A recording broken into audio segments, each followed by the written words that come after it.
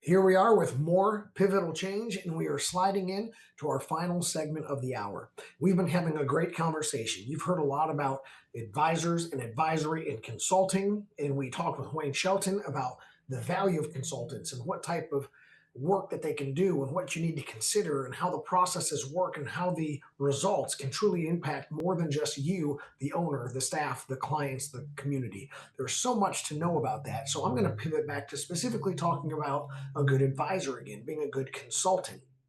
One of the things that I don't think most people consider is that you actually have to be your own consultant. You have to be your own advisor. And you do this by with whatever realm you are in the world, whether it's business or relationships or faith or children. You need to be a perpetual student. As a leader, as a person who has influence, possibly wants to have more influence, create that positive change, you have to be asking yourself a simple question. Are you that perpetual student?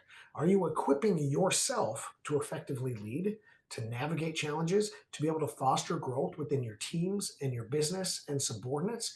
Are you doing the best you can to make yourself grow and be more impactful, more efficient, more effective, and create better positive change? Are you helping cultivate internal processes? Are you helping people be able to guide their own decisions from your advice, example, and wisdom? One of the things that you need to do is that you need to be able to be readily able to make difficult decisions when you have a limitation of knowledge, time, and resources. And using the model of being your own advisor, you reference your own life experiences, you reference your own quality education that you've provided yourself and acquired from other areas. One thing that I want to do is I want to read you a quote from Ken Blanchard. The key to successful leadership today is influence, not authority. The reason Blanchard emphasizes influence is it's not command, it's not position and title, it's the values you embody yourself and that you have enriched over time by growing them. And you grow the enrichment of your values through being a perpetual student, through advising yourself. You have to take action steps towards self awareness. It's a great time to basically look at your life in a mirror. You're going to examine yourself. You're going to get a journal. You're going to get a log of activities. You need to debrief yourself after major actions. See, when I go do a consulting, one of the larger, intenser consultings, I look back at myself in the perpetual mirror and say, what went well? What didn't go so well? And based on the answer to those two questions, how do I apply that to the future? And that'd be something really good for you to write down the three pivotal questions to start all self reflection. What went well? What didn't go so well? Or what could have gone better? And then how do the answers to those questions apply to my future or to other areas of my life?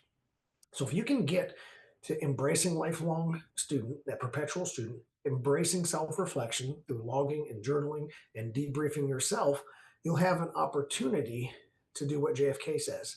Leadership and learning are indispensable, inseparable of each other. John F. Kennedy says this because good leaders are good readers. And that's educationally. You may literally be learning algebra so that you can do math better on the job and create formulas and have a better product. You may be studying speech and articulation and cadence and delivery. You may be doing a lot of things, reading financial books, reading self help books, reading business books, studying a language. But in order to grow, it's learning that ultimately fuels your innovation. It's ultimately learning that keeps leaders relevant and makes them dynamic in their industries. The things that you can do is you can study psychology. You can visit people that have done what you've done, kind of like I said in prior example tonight, and find an expert and learn from an expert, learn from a book. YouTube and things like that are prevalent today. Don't stop learning. Set time aside on your calendar. I have 1 hour a week, every week, where I self reflect and look at what I need to do next and who I need to mentor next. And that helps me to do my next thing, which is foster a growth mindset, not just in myself. That's the topic of the moment, but also in your teams. If you demonstrate a growth mindset of self, the leadership, the influence demonstrates that others need to have a growth mindset of themselves as well. Then the teams can grow, they can grow each other, and you are going to really, really foster some serious things. Okay. Leaders become great not because of their power, but because of their ability to empower others. That's John C. Maxwell. So, again, your ability to be an advisor of yourself, a teacher of yourself, a perpetual student makes you more capable of empowering others. And that is one of the best qualities of all. You can hear how Wayne in the last segment got excited when he says, really, you're just helping people, really, you're just serving people, and they're achieving their goals and becoming better versions of themselves. That's all Wayne was doing. He's talking about how his consultation and his advisory allows that to happen. Something else that's really important is balancing confidence with humility.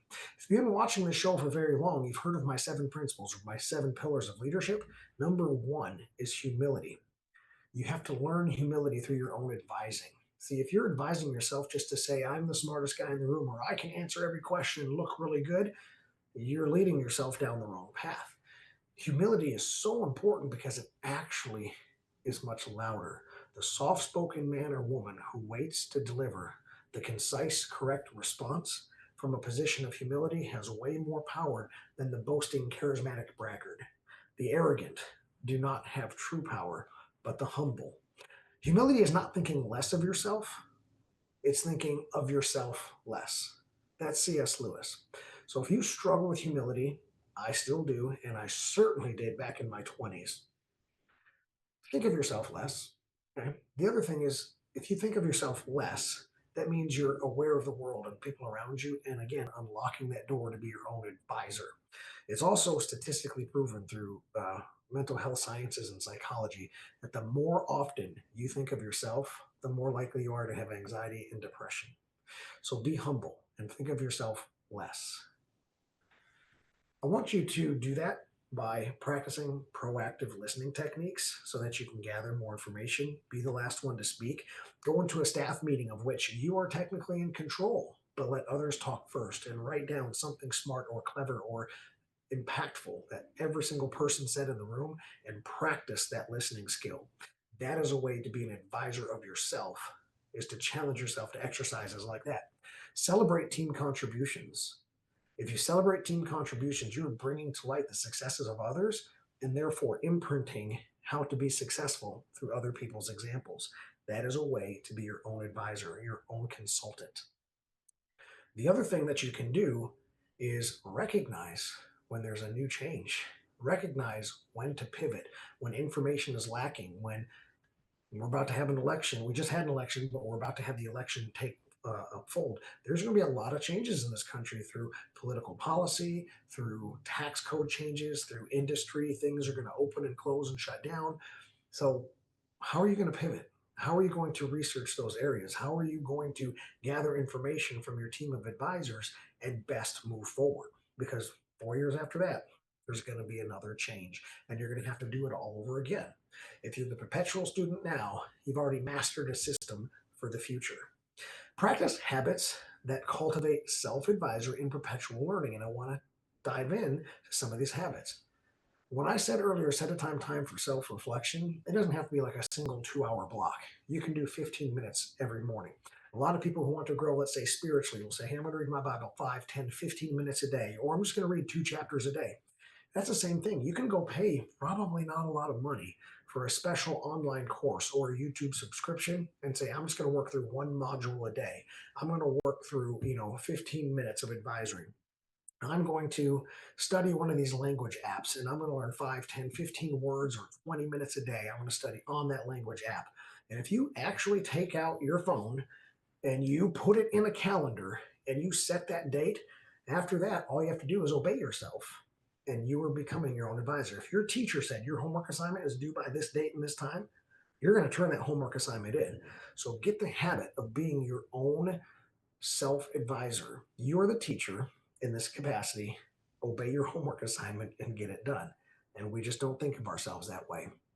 Another thing that's really fun is when you create this circle, this board of advisors, take turns. Go schedule a lunch with each one of these people. Schedule lunch with that rival.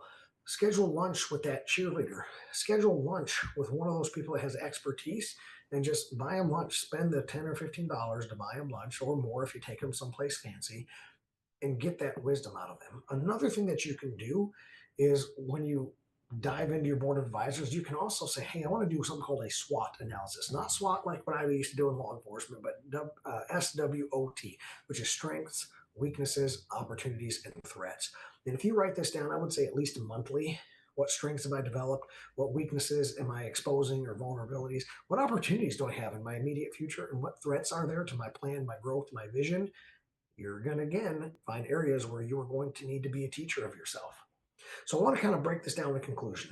I want you to understand that leadership is a journey, not a destination. That is also the same with success. Success and leadership are very much tied to each other, and they are journeys. You want to lead others effectively, you got to do two things. You got to first lead yourself, self-control, discipline, perpetual education, and you got to be a good follower at some point so you can have leadership example to you. You can be a good follower and a perpetual student that leads self. You're going to unlock a lot. And you have to embrace the dual role of the advisor and the student. You're going to be giving advice to others and teaching and mentoring while being mentored and taught to at the same time. So I want to leave you kind of with this thought. What's one thing that you can learn today to help you lead better tomorrow? And as you think about this, I'm going to double challenge you to go out into the world and see the change and be the change. And we'll catch you right here next time on Pivotal Change. This has been a Now Media Networks feature presentation. All rights reserved.